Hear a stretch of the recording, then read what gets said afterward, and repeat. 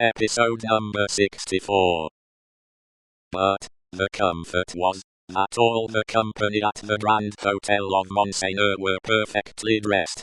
If the day of judgment had only been ascertained to be a dress day, everybody there would have been eternally correct. Such frizzling, and powdering and sticking up of hair, such delicate complexions artificially preserved, and mended, such gallant swords to look at, and such delicate honor to the sense of smell, would surely keep anything going, forever and ever. The exquisite gentlemen of the finest breeding wore little pendant trinkets that chinked as they languidly moved.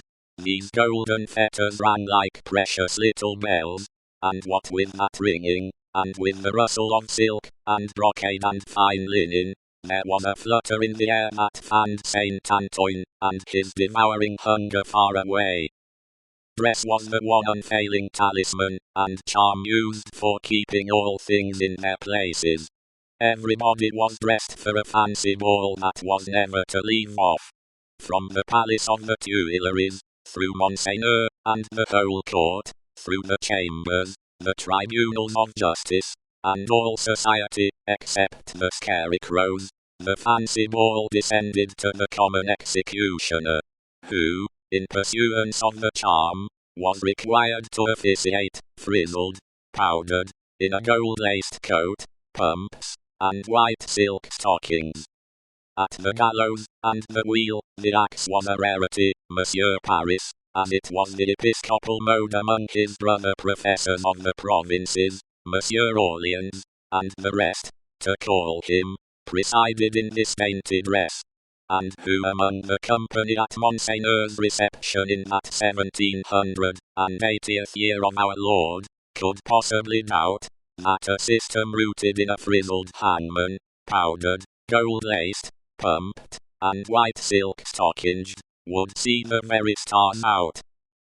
Monseigneur, having eased his 4 men of their burdens, and taken his chocolate, caused the doors of the holiest of holiest to be thrown open, and issued forth.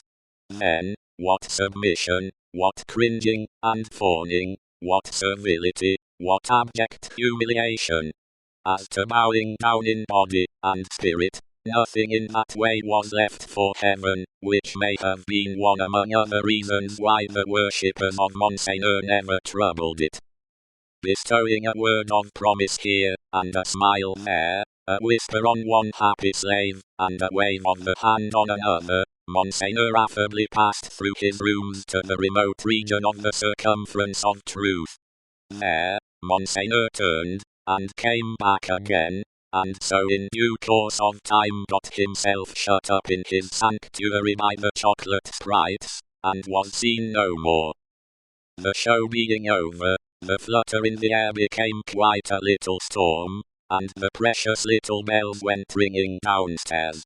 There was soon but one person left of all the crowd, and he, with his hat under his arm and his snuff-box in his hand, slowly passed among the mirrors on his way out. "I devote you," said this person, stopping at the last door on his way, and turning in the direction of the sanctuary, "to the devil."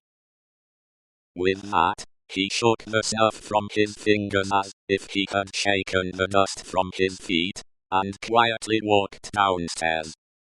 He was a man of about 60, handsomely dressed, haughty in manner, and with a face like a fine mask.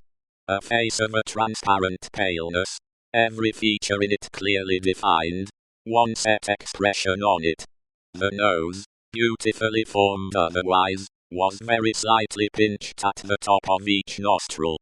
In those 2 compressions, or dints, the only little change that the face ever showed, resided. They persisted in changing color sometimes, and they would be occasionally dilated, and contracted by something like a faint pulsation. Then, they gave a look of treachery, and cruelty, to the whole countenance. Examined with attention, its capacity of helping such a look was to be found in the line of the mouth, and the lines of the orbits of the eyes, being much too horizontal, and thin. Still, in the effect of the face made, it was a handsome face, and a remarkable one.